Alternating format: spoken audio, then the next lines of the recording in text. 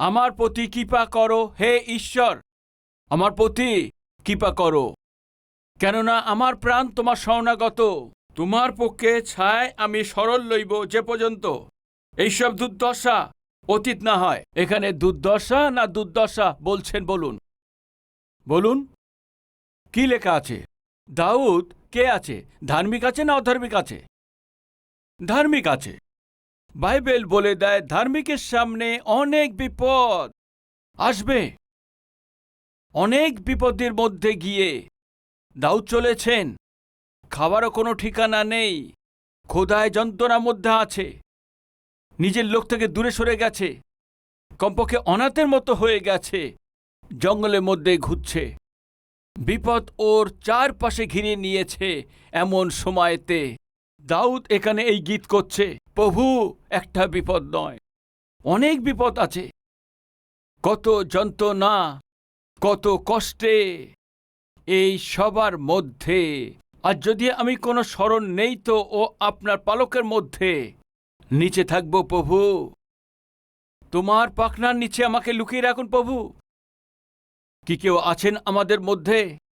আমাকে ওই ব্যক্তি যন্ত্রণা দিচ্ছে, আমার জীবনকে ওই ব্যক্তির নরকে পরিণত করেছে।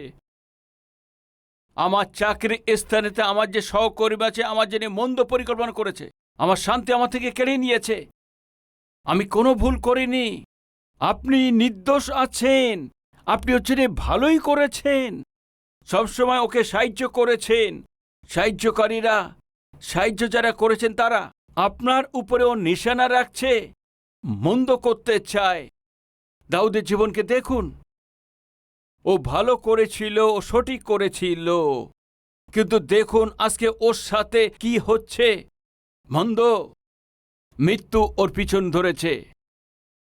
এই সময় আমাদের কি করতে হবে? বিপদ যখন আমাদের সামনে আসে, বিপদ যখন আমাদেরকে ঘিরে ফেলে, আমাদের কি করতে হবে?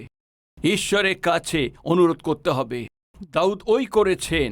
প্রতিদিন ও প্রার্থনা করেছিলেন, প্রতিদিন প্রভুর স্তুতি করেছেন, প্রতিদিন ওর প্রতিফলকে দেখেন। এই তিন বিষয় আপনাদের সঙ্গে বলতে চাই। ও প্রতিদিন সবচেয়ে প্রথম 57 ওর 8 পদেতে,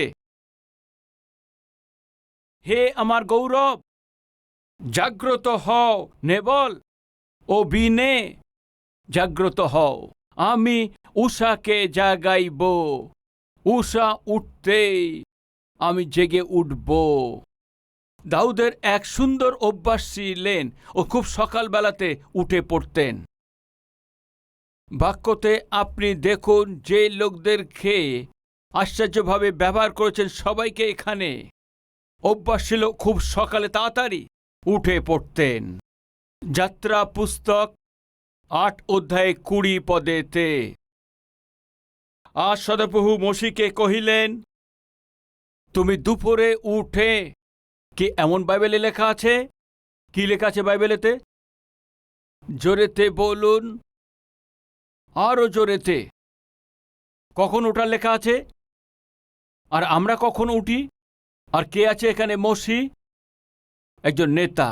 কে আছে এখানে? আব্রাহাম, বিশ্বাসীদের পিতা, সমস্ত জাতির জন্য আশীর্বাদের প্রধান। সকালে প্রত্যুষে তিনি ওঠেন। ইসরায়েলদের নেতা ঈশ্বর মসিকে বলেছেন, সকালে প্রত্যুষে ওঠো। কেউ কি আপনাদের মধ্যে সে নেতা হতে চান? কোনো লোকদের মধ্যে নেতা হওয়ার ইচ্ছা আছে কি? আপনি কি অন্যদের রাস্তা দেখানোর লোক হতে চান? হ্যাঁ বলছেন, তাহলে হাত তুলে দেখাবেন। কি করতে হবে বলুন, আপনি বলুন। কি কেউ কিছু বলছেন না? আওয়াজই বেরোচ্ছে না। জোরে বলুন। প্রত্যুষে উঠতে হবে। মসি সকালে প্রত্যুষে উঠে পড়ে, সকালে উঠে গিয়ে ফৌরনের সামনে দাঁড়াবে। সকালে উঠতে হবে। ইয়োবের পুস্তক 1 অধ্যায় 5 পদ,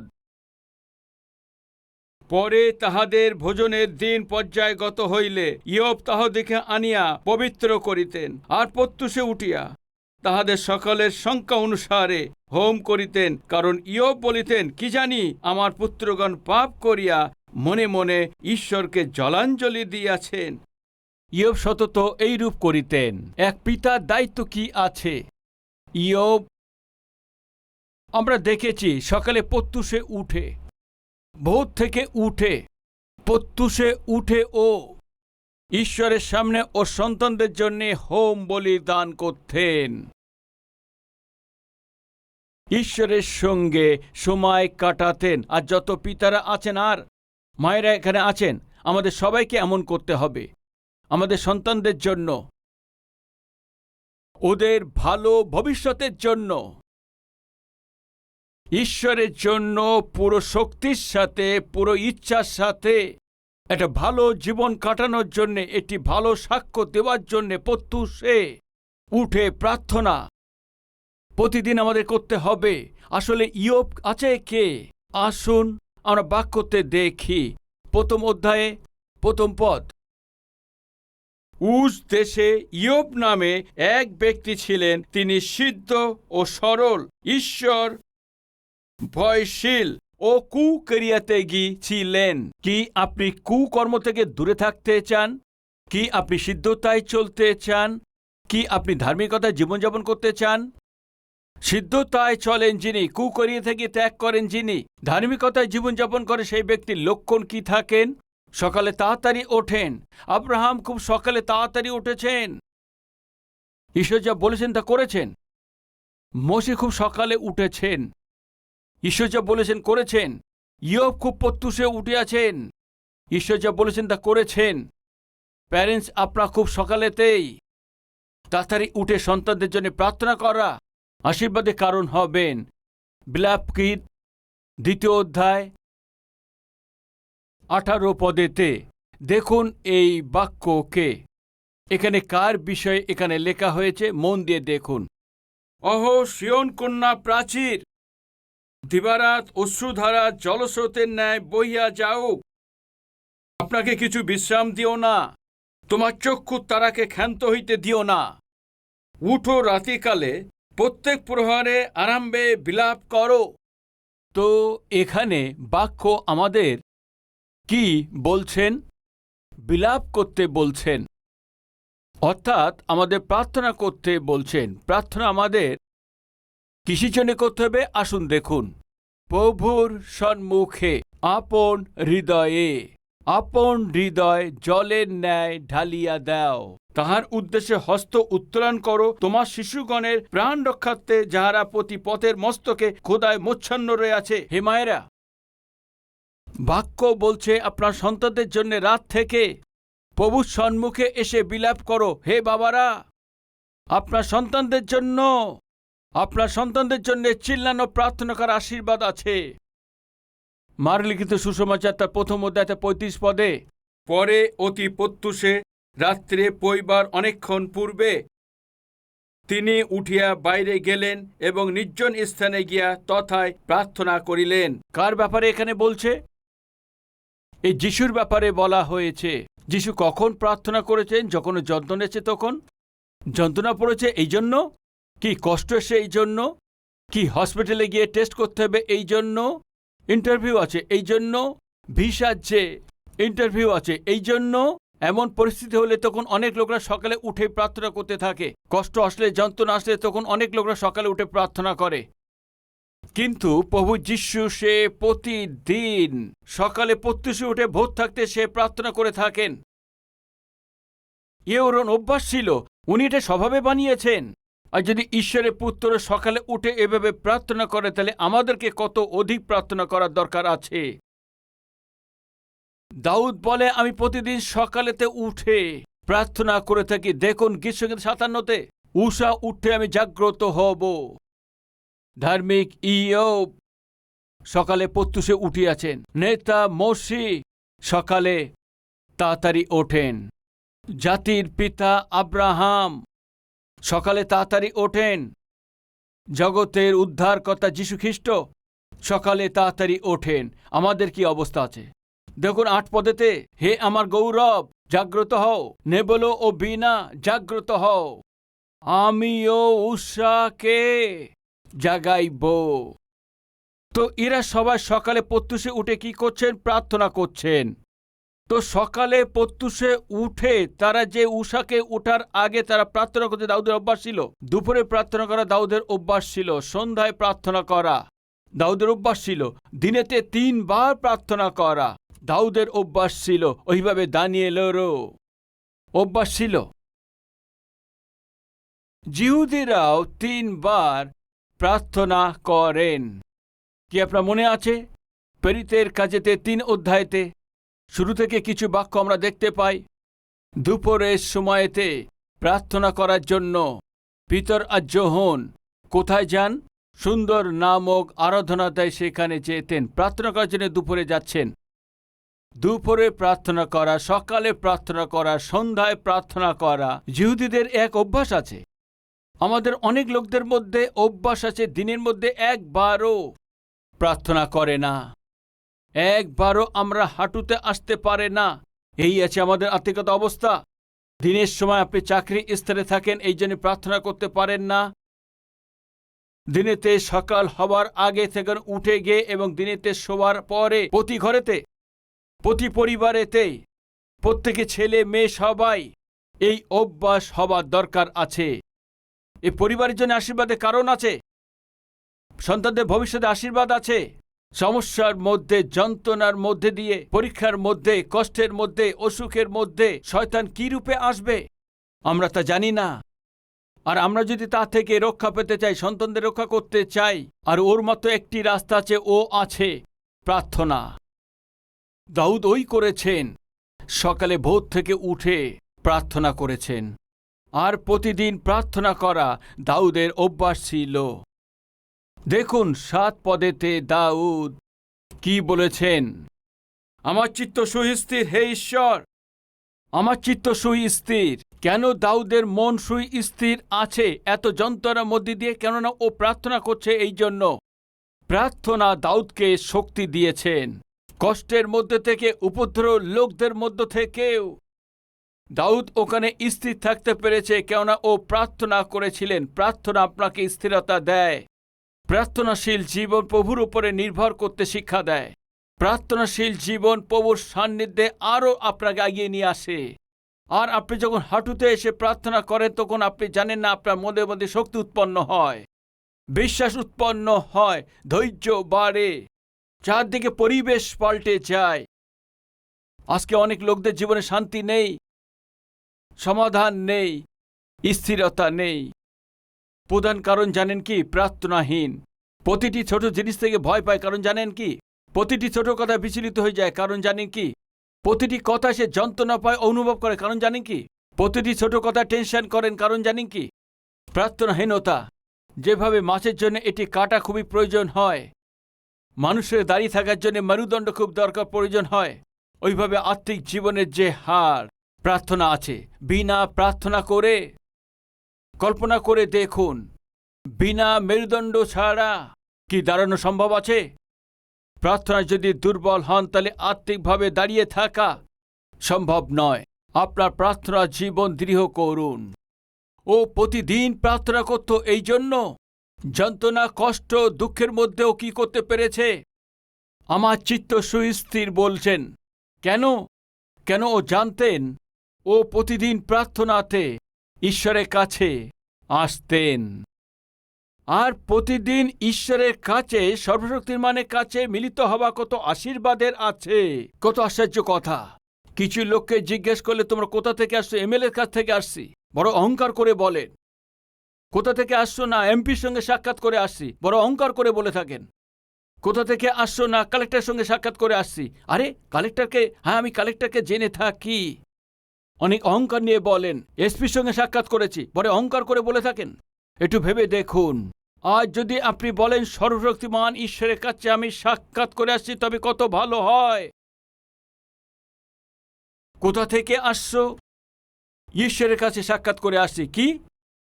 হ্যাঁ, ঈশ্বরের কাছ থেকে আসছি। প্রিয় ভাই ও বোন, সর্বশক্তিমানে ঈশ্বরের সঙ্গে সাক্ষাৎ করার সৌভাগ্য আমাদের প্রত্যেককে দিয়েছেন। একদিন চার্লস স্পার্জন প্রার্থনা করছেন, এক সেবক আসেন ওর সঙ্গে সাক্ষাৎ করতে। আর চার্লস স্পার্জন তার অ্যাসিস্ট্যান্টকে তিনি বলেছেন, যাও গিয়ে বলো চার্লস স্পার্জনকে আমি এসছি। অ্যাসিস্ট্যান্ট জিজ্ঞেস করেছে, ঠিক আছে আমি গিয়ে জিজ্ঞেস করছি, কিন্তু আপনি কে আছেন? গিয়ে বলো ঈশ্বরের আমি সেবক আছি। কে আছেন? ঈশ্বরের সেবক। যাও গিয়ে চার্লস স্পার্জনকে বলো। ঠিক আছে আমি বলছি, কিন্তু উনি সিটকিন লাগিয়ে দিয়েছেন, তার বিনা অনুমতিতে আমি সিটকিনি খুলতে পারবো না। কি আপনি বুঝতে পারছেন না আমি কে আছে জানো না? ঈশ্বরের সেবক আছি, ঈশ্বরের সেবক আছে, যাও গিয়ে বলো। অ্যাসিস্ট্যান্ট দরজার কাছে গিয়েছে, আস্তে করে দরজা খুলে দেখার চেষ্টা করছে চার্লস স্পার্জন ঘাটুতে এসে প্রার্থনা করছেন। কি বলবো, কিভাবে বলবো, বলবো কি বলবো না?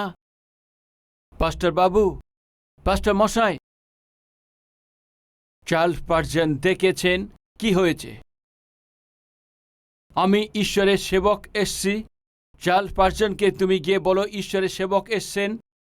এমন বলছে একজন ব্যক্তি আপনার বাইরে যে অপেক্ষা করছেন। তো ওনাকে গিয়ে বলো আমি ওনার ঈশ্বরের সঙ্গে কথা বলছি।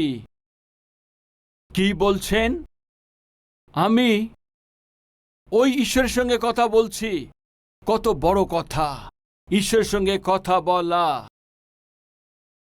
ঈশ্বরের সাথে পরিচয় বাড়ানো, ঈশ্বরের সম্মুখে আমাদের সমস্যা যন্ত্রণাকে গিয়ে বলে দেওয়া, ঈশ্বরের মহিমাকে অন্যের কাছে বলা আমাদের জন্য এটা সৌভাগ্যকর ব্যাপার আছে।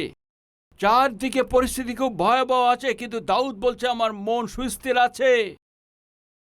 প্রিয় ভাই ও বোন, আজকে আপনার সমস্যা সে যাই হোক, সমস্যা যত বড় হোক, অসুখ যত কঠিন হোক, হয়তো আপনার মনে হচ্ছে অর্থনৈতিক সংকট অনেক কঠিন আছে, অনেক বৃদ্ধি আছে, সমস্ত সমস্যার মধ্যে দিয়েও আপনি সুস্থির থাকতে পারেন। কেন? কারণ সমস্ত সমস্যার সমাধান করার যিনি ঈশ্বর আমাদের সাথে আছেন। এই জন্য প্রতিটি প্রশ্নকে উত্তর যার কাছে আছে, এমন ঈশ্বর যদি কাছে থাকে, তো আমাদের সমস্যার কি আছে? আমাদের কেন ভয় পেতে হবে? আমাদের কেন হতাশা নিরাশা হতে হবে?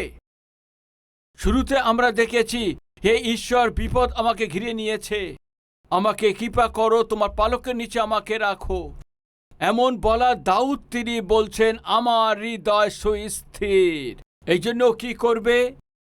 প্রভু আমার হৃদয় স্থির আছে, আমি গান করব, আরো গীত এবং কীর্তন করব। হে আমার গৌরব জাগ্রত হও, নেবলবিনে জাগ্রত হও, আমি উষাকে জাগাইব। হে প্রভু, আমি জাতিগণের মধ্যে তোমার স্তব করিব, তোমার স্তব করিব, আমি লোকবৃন্দের মধ্যে তোমার প্রশংসা গাইব। কেননা তোমার দয়া আকাশমণ্ডল পর্যন্ত মহৎ, তোমার সত্য মেঘ পর্যন্ত ব্যক্ত। প্রথম কি করেছেন? প্রার্থনা করেছেন। এখন কি করছেন? স্তুতি করছেন। প্রার্থনা আর স্তুতি, আর যখন এই দুটি একসঙ্গে হয় তখন কি হয়? ঈশ্বরের যে মহিমা নেমে চলে আসে। 11 পদেতে, হে ঈশ্বর, স্বর্গের উপরে উন্নত হও, সমস্ত ভূমণ্ডলের উপরে তোমার গৌরব হোক। প্রার্থনা করেছেন, স্তুতি করেছেন। পৌল আর শিলের যে অনুভব কেমন ছিল বলুন? প্রভুর মহিমাকে দেখেছেন। সমস্যার সময়তে, যন্ত্রণার সময়তে, দুঃখের সময়তে, অসুখের সময়তে আমাদের প্রার্থনা করতে হবে।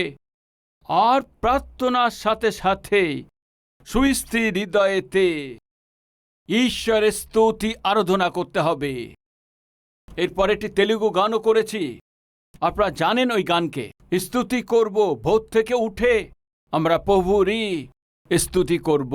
এই গান এই গীতির উপরেই নির্ভর করে। ও যন্ত্রণা দেখে ভীত হননি। যন্ত্রণা এসছে, দুঃখ এসছে, কষ্ট এসছে, কিন্তু যে প্রভু আমাকে বাঁচাতে পারে তার সামনে আমি সব প্রস্তুত করেছি। ওই ঈশ্বর আমাকে সাহস দিয়েছেন, এই জন্য আমার মন সুস্থির। যখন আপনার মন স্থির আছে, নড়বড়ে নেই, তখন আপনি কি করবেন? আপনি গান করবেন। ওর আরাধনা করবেন তো প্রার্থনা করুন। আর যখন তার স্তুতি করবেন তখন ওনার মহিমাকে আপনি চোখেতে দেখবেন আর তাকে মহিমা দেবেন। সমস্যা যন্ত্রণার মধ্যে, ক্ষতের মধ্যে, আঘাতের মধ্যে পৌলাশীল কি করেছেন? প্রার্থনা করেছেন, প্রভুরই স্তুতি করছেন। কি দেখছেন? ঈশ্বরের মহিমাকে দেখেছেন। প্রার্থনা আর স্তুতি একসঙ্গে মিলে মহান ঈশ্বরের মহান মহিমাকে প্রস্তুত করেন। আসুন মিলে প্রার্থনা করি।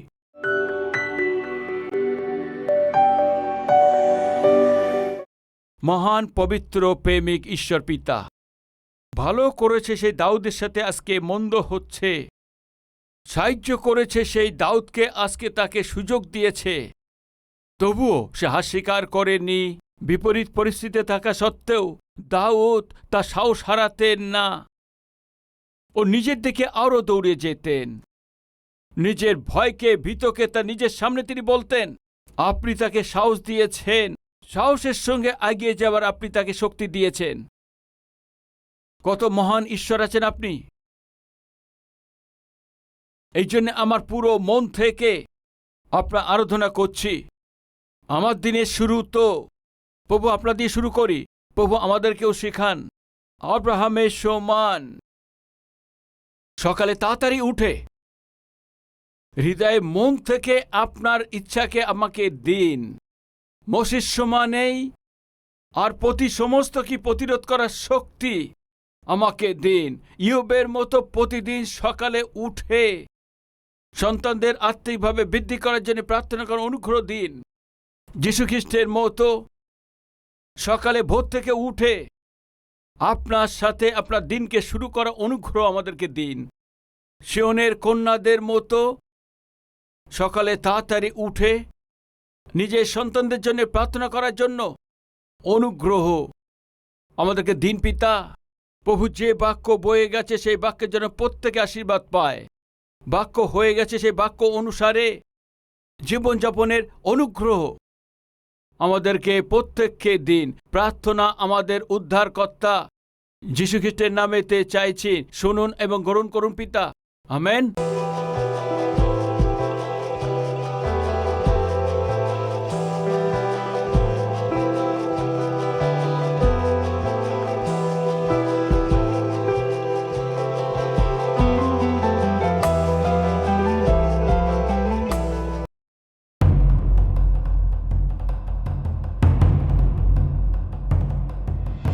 Calvary Temple has undertaken numerous programs for the welfare of its congregation and the people in general.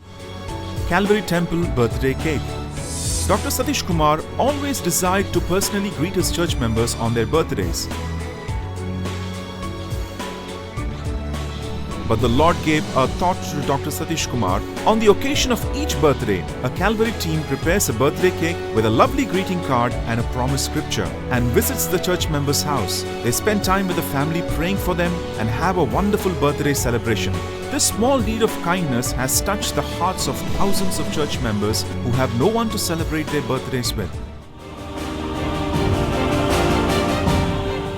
Calvary Temple Midday Meal.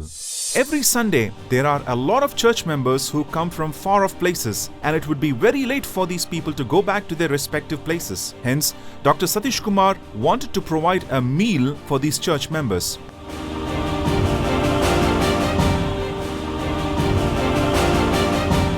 And to cater to such a large group of people, the Calvary Soldiers team works hard and prepares a wonderful meal for them. Calvary Temple Marriage Bureau.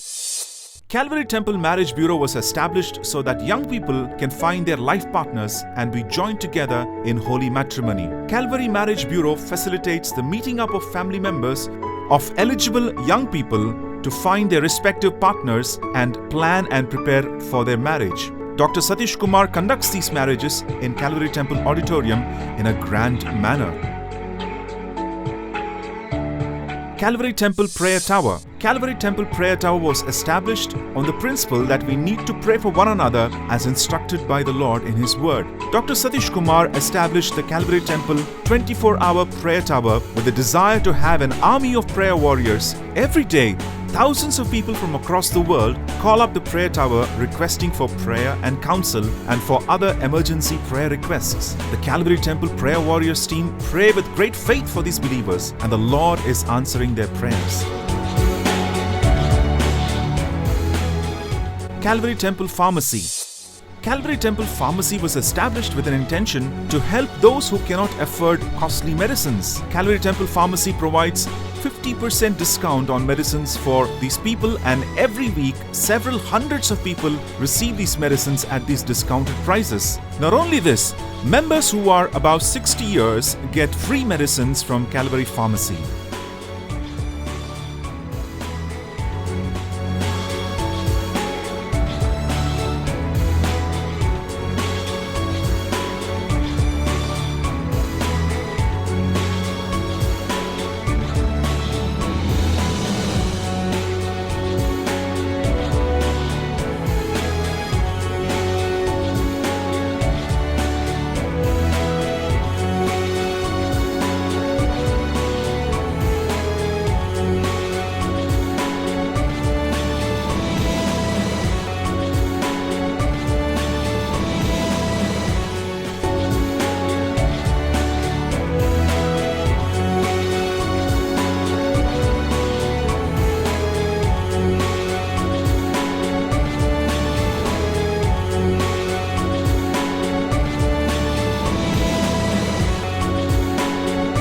Calvary Monthly Pension. With the desire to help orphans and the homeless, Dr. Satish Kumar has planned for a monthly pension or allowance scheme to support them. Each orphan and the homeless church member gets a monthly pension to support their daily needs. Calvary Temple Ambulance Service. Calvary Temple provides an emergency ambulance service for Calvary Temple members who need urgent medical attention or who are in need of emergency aid due to accidents or other unseen events. This service has been beneficial for several thousands of Calvary Temple members who needed support in their sickness and in their medical emergencies. This service is available 24 hours for all Calvary Temple members. Calvary Temple Transport Fleet. Every Sunday, Calvary Temple provides transportation facility to the thousands of people, and especially the elderly who need to walk from the main road or the bus stop to the church.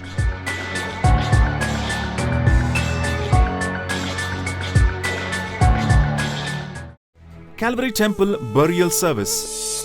To lose a family member or a loved one is a great time of grief and sorrow. In order to help them in times of need, Calvary Burial Service caters to the needs of the family members of those who are gone to be with the Lord. Since the family is in grief, they usually do not prepare food, and so Calvary Temple team prepares food for the entire family. They help prepare the coffin box, the burial place, candles, transportation, and all things that are required to conduct the burial service in an honorable manner.